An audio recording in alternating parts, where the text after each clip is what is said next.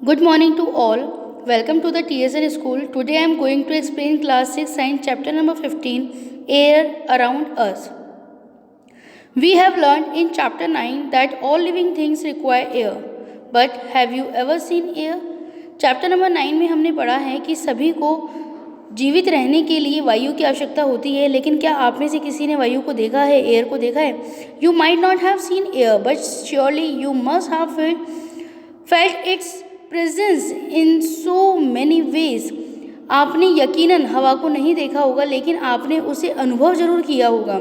You notice it when the leaves of the trees rustle or the clothes hangings on a close line sway, pages on an open book begin the fluttering.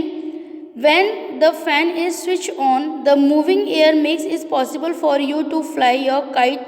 Do you remember activity 3 in chapter number 5 in which you separated the sand and the sawdust by winnowing? Winnowing is more effective in moving air. You may have noticed that during storms, the wind blows at a very high speed. It may even uproot trees and blow off the rooftop. Have you ever played with a firki in figure 15.1?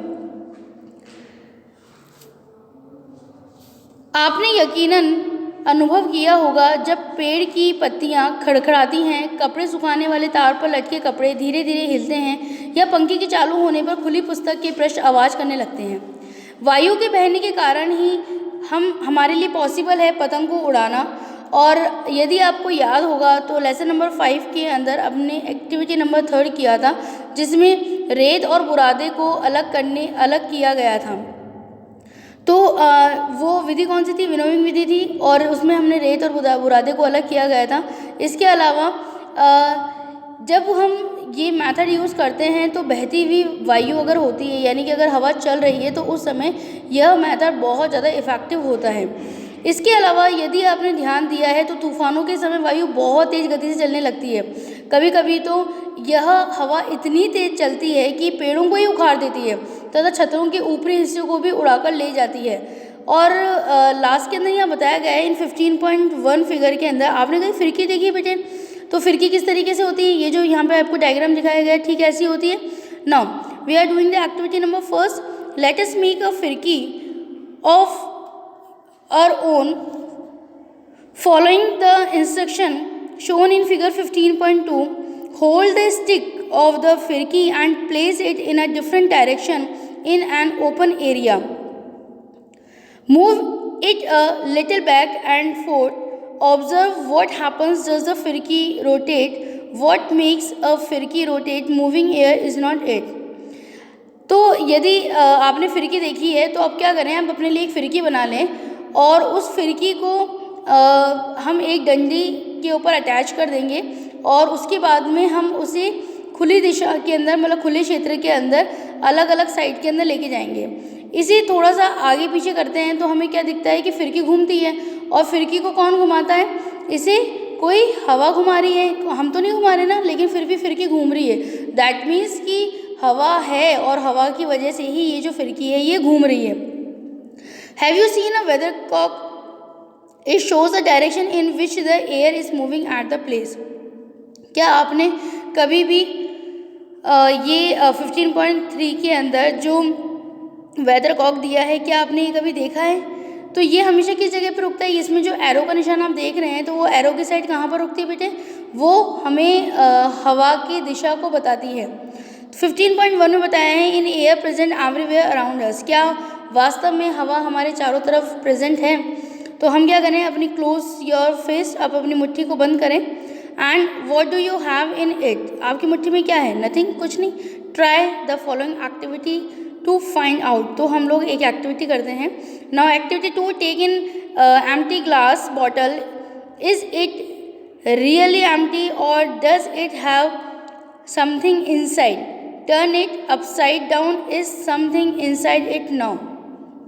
तो हम क्या करें, कांच की खाली बोतल लें, और हमें क्या लगता है कि वास्तव में क्या ये पूरी तरह से खाली है ये बॉटल? इसके अंदर कुछ है क्या? तो इसके अंदर कुछ भी नहीं है। आपको क्या लगता है? कुछ भी नहीं है। तो इसको उल्टा कर लेते हैं हम, तो क्या इसके अंदर कुछ है? अभी भी हमें क्या दिख रहा है कि इसके अंदर कुछ भी नहीं है।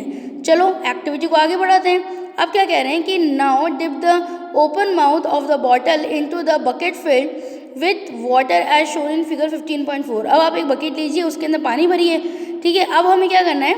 Observe the bottle, just water enter the bottle now till the bottle slightly. Does the water now enter the bottle? Do you see the bubbles coming out of the bottle or hear any bubbly sound?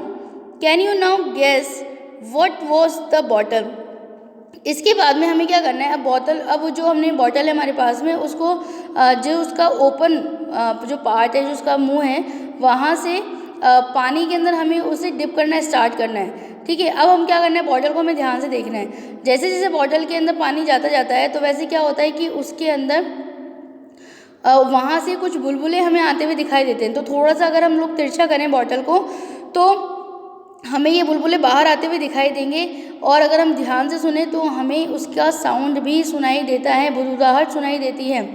अब क्या हम लोग अनुमान लगा सकते हैं कि bottle के अंदर क्या है? Yes, of course, yes you are right, it is air. जो हमें आवाज़ सुनाई दे रही है और जो हमें बबल्स दिखाई दे रहे हैं, वो किसके हैं? एयर के हैं। That was present in the bottle was not empty at all. ये जो हमें दिखाई दे रहा है, ये क्या है? ये जो हवा के बुलबुले हमें दिखाई दे रहे हैं, ये किस लिए हैं? क्योंकि उसके अंदर बॉटल में हवा थी जो कि बाहर निकल रही है। In fact, it was filled completely with air even when you turned it upside down. जब हम इसे ऊपर से नीचे कर रहे थे, इसे उल्टा कर रहे थे, तब भी इसके अंदर एयर थी। That is why you notice that the water does not enter the bottle when it is pushed is an inverted position. जब हम बिल्कुल सीधा बॉटल को अंदर पानी के अंदर डाल रहे थे, इसके ओपन वाले पार्ट से, तो ये अंदर तो पानी अंदर नहीं जा रहा था। क्यों नहीं जा रहा था? क्योंकि अंदर की तरफ एयर थी। As there was no space for air to escape. तो वहाँ पर बिल्कुल भी जगह नहीं थी, क्योंकि वह बॉटल पूरी तरीके से हवा से भरी हुई थी। When the bottle was tilt the air was able to come out in the form of bubbles. और जब हम उसको तिरछा करते हैं तो उसमें से एयर जो है बबल के फॉर्म में बाहर निकलने लगती है और पानी वहाँ पर अंदर की तरफ जाने लगता है। The water filled up the empty space and the air has occupied. जैसे जैसे हवा बाहर निकलती रहती है और जो पानी है उसके अंदर जगह बनाता रहता है। This activity shown the air occupy space. यह एक्टिविटी हमें बताती है कि जो वायु है, हवा है, वो स्थान घेरती है। It fills all the space in the bottle, it is present everywhere around us. हमारे चारों तरफ हवा है। Air has no colour and one can see through it. न तो इसका कोई कलर है और न ही हम इसे कभी देख सकते हैं। It is transparent. ये कैसी है? ट्रांसपेरेंट है, क्योंकि हवा तो हमारे चारों तरफ है और हम उसके आर पार देख सकते हैं ना। यदि हमारे सामने की तरफ कोई व्यक्ति खड़ा है तो हम दोनों के बीच में भी एयर तो है ही, तो हम उसके आर पार देख सकते हैं। दैट मीन्स एयर कैसी है? ट्रांसपेरेंट है। और earth is surrounded by a thin layer of air. The layer extends up to a many kilometers above the surface of the earth and is called the atmosphere। तो यहाँ पर आपके पास में definition आ गई है कि व्हाट इज़ द एटमॉस्फेयर। तो underline कर लीजिए आप इसको। हमारी पृथ्वी वायु की पतली परत से घिरी हुई है और इस परत का जो विस्तार है वो पृथ्वी की सतह से कई किलोमीटर ऊपर तक है। इसे हम लोग वायुमंडल कहते हैं। Why do you think the mountaineers carry oxygen cylinder with them while climbing high mountains?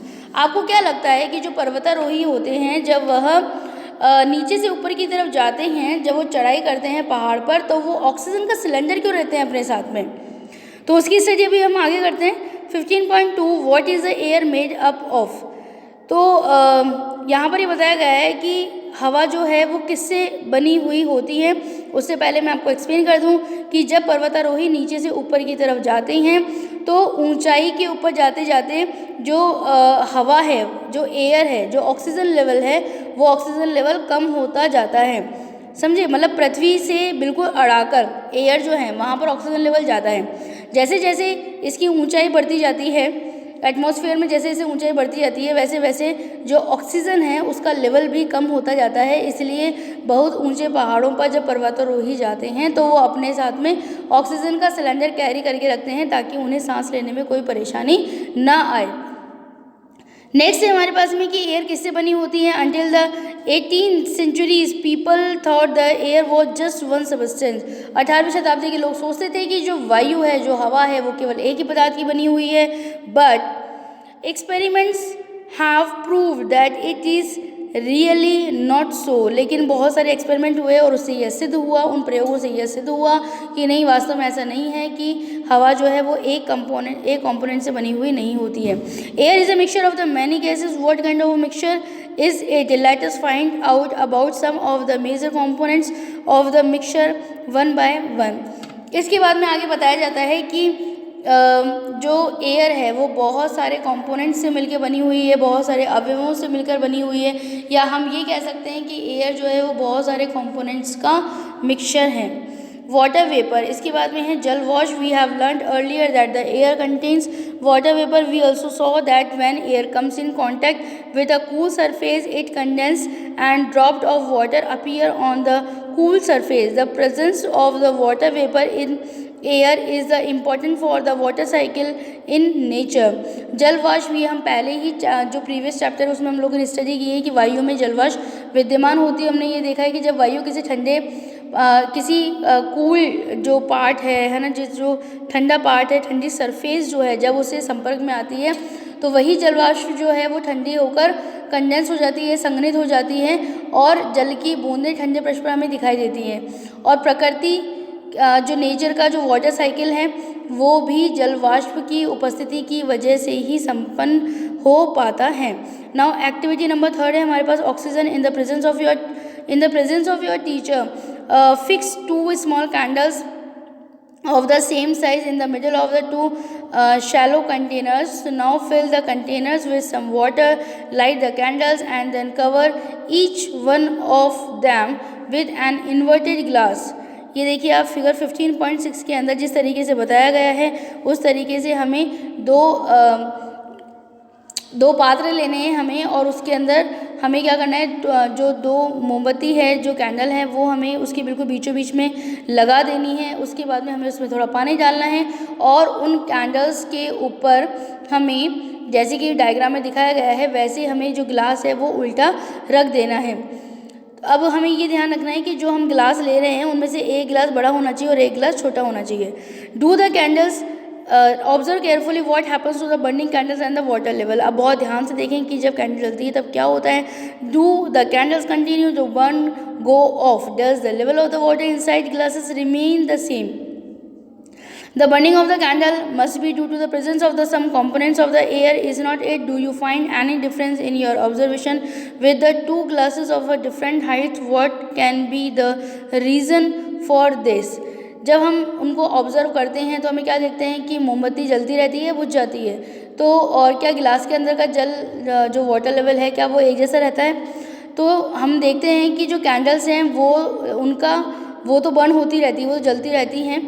और वो क्यों जल रही हैं? क्योंकि ग्लास के अंदर की तरफ एयर प्रेजेंट है और उस एयर के अंदर ऑक्सीजन प्रेजेंट है।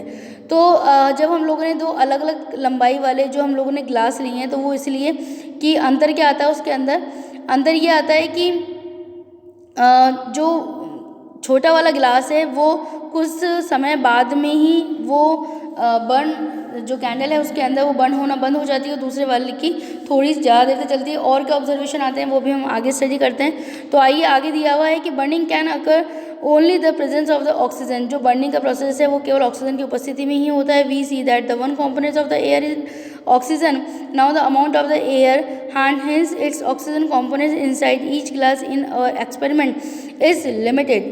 When most of the oxygen is used up by the burning candle, it can no longer burn and the blows out. Also water rises up in the glass once of the candle blows out. However, this rise in water level should not be associated with the amount of the oxygen utilized in burning of the candle. जलने की क्रिया केवल oxygen की उपस्थिति की वजह से ही संभव हो सकती है। हम देखते हैं कि जो एयर है उसमें ऑक्सीजन प्रेजेंट होती है ना। अब जो एयर है वो उसमें जो ऑक्सीजन प्रेजेंट है उसी की वजह से ही बर्निंग का प्रोसेस कंप्लीट होता है, ये भी हमने सीख ही लिया है। तो वो जो ग्लास है उसमें भी तब तक ही कैंडल जल पाती है जब तक कि उस ग्लास के अंदर ऑक्सीजन का वो पूरी तरीके से यूज़ कर लेती है। जब यह ऑक्सीजन जलती हुई मोमबत्ती के द्वारा प्रयोग में ली जाती है तो मोमबत्ती अधिक समय तक नहीं जल पाती तथा वह बुझ जाती है। इसके अतिरिक्त जैसे ही मोमबत्ती बुझती है जल ऊपर बढ़ जाता है, तथापि जल के ऊपर उठने की घटना जो है वो मोमबत्ती के गलने से प्रयुक्त ऑक्सीजन के साथ नहीं जोड़ा जाना चाहिए, है ना। मतलब वाटर जो है वो तो राइजेस होता ही ऊपर की तरफ आता है, तो हम इन दोनों को कनेक्ट नहीं कर सकते। लेकिन मेन बात यह है कि जब तक उस ग्लास के अंदर एयर प्रेजेंट रहती है उसका वो यूज़ कर लेती है कैंडल, और उसके बाद में जब एयर ख़त्म हो जाती है तो वह बुझ जाती है। तो आई होप कि ये जो पार्ट है वो आपको अभी तक का समझ में आया होगा, और जो नेक्स्ट पार्ट हम अपलोड करेंगे इस चैप्टर का उसके अंदर हम स्टडी करेंगे नाइट्रोजन की, कि व्हाट इज़ द नाइट्रोजन और इसके एटमॉस्फेयर के अंदर ये कितने अमाउंट के अंदर प्रेजेंट है। और जिस तरह से हमने ऑक्सीजन की स्टडी करी वैसे हम आगे नाइट्रोजन की भी स्टडी करेंगे। Thank you very much.